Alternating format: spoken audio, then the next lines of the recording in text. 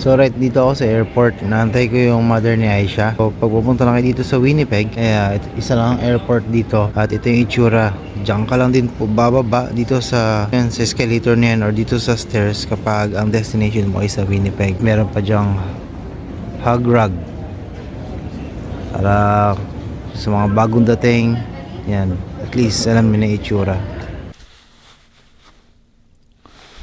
So sa totoo lang, maraming gustong pumunta dito sa Canada, but hindi lahat ng tao na may gusto is may pagkakataon na makapunta. Pero yung iba naman na nagkaroon ng pagkakataon na nandito na sa Canada at nakita nila yung buhay dito, nakita nila kung paano yung setup, yung pamumuhay, and sometimes some of them nagsisisi and they ended up na bumabalik sa Pilipinas at they tried to compare yung buhay nila sa Pilipinas kung ikukumpara nila sa Canada. Some of them, masasabi nila na mas maganda raw yung buhay nila sa Pilipinas, may katulong sila doon, may sasakyan na rin daw sila at may bahay. Tapos, pagdating daw dito, they will have to start from scratch or from zero and then they try to compare kung ano yung nararanasan nila. Which is exactly true. Totoo naman yun. Kasi ang buhay dito is that it's totally different from Pilipinas. Pilipinas, kukumpara mo sa Canada, malayong malayo talaga yan. And I can say na if you are really wanting na manirahan dito sa Canada, you really need to expect the worst. The worst case scenario na pwede mong maranasan. Which is, totoo yun. Totoo yun sa lahat ng pagkakataon dito. Canada will try to give you everything. Papa-experience niya yan. And lagi ko tong sinasabi na if you are decided na pumunta rito sa Canada, always think yung kung sino or para kanino mo to ginagawa. Para ba sa pamilya mo, para sa mga anak mo, para sa mga magulang mo, or para sa sarili mo to have your career growth. Kasi meron dito, mayaman talaga sila sa Pilipinas, may katulong, mayaman as in may negosyo. Some of those rich kids, some of these rich people, they still have to choose or they try na makipagsapalaran dito sa Canada. It's for one thing is gusto nila ng makatayo naman sa sarili nilang paa. At lahat ng mga dahilan nun, iba't iba tayo. Isa yan sa mga matututunan mo rito. Kaya dapat handang-handa ka kapag nag-decide ka pumunta ng Canada. Handa kang i-give up mo yung lahat. Handa kang magsakripisyo. At isa sa mga best example ko ng sakripisyo is really a good shout out. This is a good friend of ours dito sa channel and a really good shout out to Brandon Boy. Isa siya sa mga example na talaga nga namang masasabi kong pinagpalit niya yung kanyang trabaho sa Pilipinas at naging butcher dito sa Canada. And right now, after 2 years na nandito, he is now a permanent resident and the family will be coming here most likely in June or somewhere in July of this year. And yun yung pinaka-priority niya. And changing career, shifting a career to a different one, it's really a huge step para sa kanya kasi syempre panibagong experience para doon sa permanent resident na gusto niya makuha dito sa Canada. Kami rin nanggaling din kami dyan na kung saan unang trabaho namin, Tim Hortons, unang trabaho namin dito sa Canada which is wala kaming ka-idea paano magtimpla ng kape that time, which is ano ba namang idea namin na yun, di ba? But for us, that's the Canadian experience na yung kinukuha namin. And again, congratulations to Brandon Boy for making the big decision of his life. 2 years, 3 years, or 4 years ago na nag-decide sila na pumunta rito sa Canada and to change the career for becoming a butcher. So, isa yan, sila Brandon Boy na magiging inspirasyon para sa lahat. Kahit anong sabihin ng iba na buhay Canada, napakahirap, buhay Canada, puro utang, buhay Canada is something na lang daw tayo dito, magtatrabaho daw tayo na magtatrabaho hanggang sa tumanda. Which is totoo naman talaga, wala namang nagsasabing mali doon. But yung utang na yan, nandiyan na yan eh. Kahit naman nasa Pilipinas ka pa, ang pinaka pagkuutangan mo lang din naman is tao.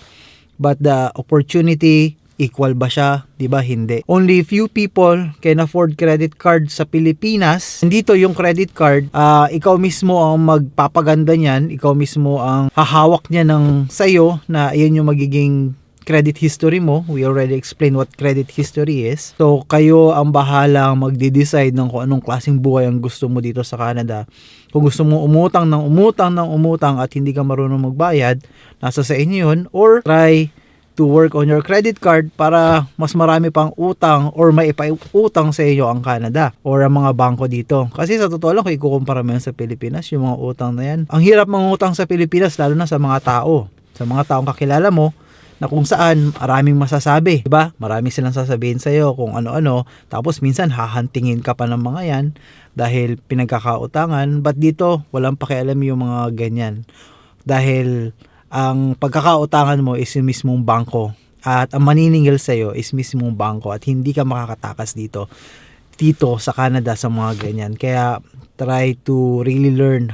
But again, dun sa mga nangangarap, dun sa mga papunta na rito or sa mga talagang desididong mag-Canada is that I can say that this is really a life-changing opportunity kapag nagkaroon ka ng pagkakataon. Again, kapag nagkaroon ka ng pagkakataon na makapunta at maging permanent resident dito sa Canada, wag mo siyang don't take it for granted. Gawin mo siya, mahalin mo siya at ipagpasalamat mo na nandito ka kasi kapag minahal mo nga ang Canada, kapag minahal mo kung anong ginagawa mo, babalik din naman sa yan.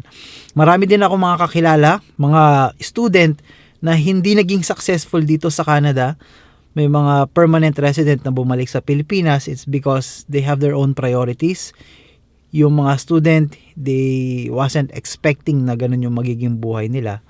But for those who survive Canada, for those who survive and become a permanent resident to become a Canadian citizen, tingnan mo, yung iba sa kanila, papiliin mo pa rin saan nila gustong mamuhay. They will still try to see that they will still choose Canada. And for me, yun yung para sa akin. Kasi, yun yung na-experience eh. Nakita ko na yung realidad, nakita ko na kung ano yung tsansa na magkaroon ng magandang buhay, lalong-lalo na sa mga kids.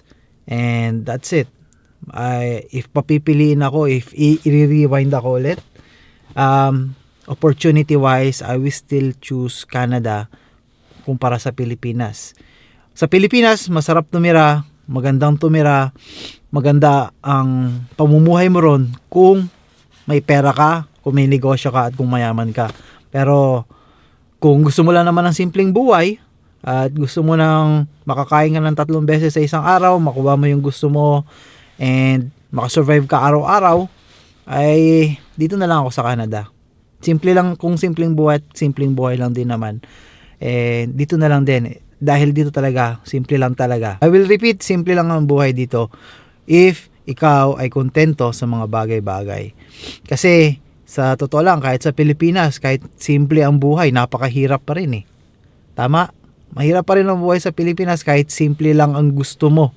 Dito, pag simple ang gusto mong buhay, mararamdaman mo na maganda at least maayos yung pamumuhay nyo dito. So, I'm not so sure if this head talk will make sense. And I'm hoping na magkaroon kayo ng input para at least magkaroon lang kayo ng idea. So, again, maraming salamat sa pagsubaybay. I'm still waiting for Aisha and so dito ko na lang siguro tatapusin tong head talk natin ngayon and I will see you until the next one. Makitip, makitrip at makitravel dito sa Boys sa Canada and we'll see you until the next one. Peace!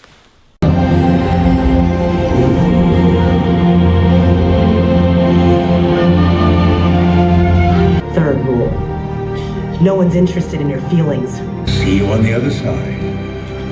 Dragon Warrior.